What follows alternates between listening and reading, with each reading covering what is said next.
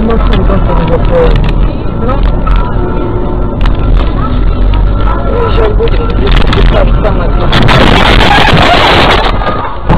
Ты куда, блядь?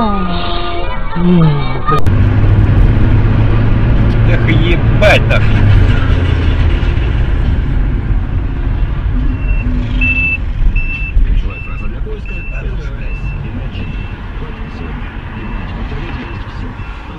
Oh, that's a giant plane right there.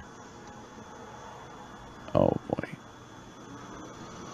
Can you imagine being in that bus and seeing just a plane fall?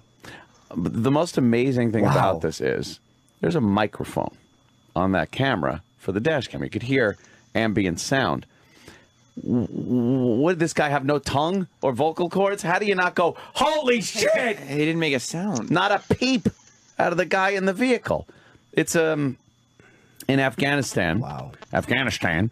There's a 747 cargo plane, and it was taken off. And apparently they've figured out that the load of the cargo wasn't secured good enough, and as he took off, it all slid to the back, and it just it made the plane point straight up, and then it kind of just winged over and hit the ground, and kaboom-o.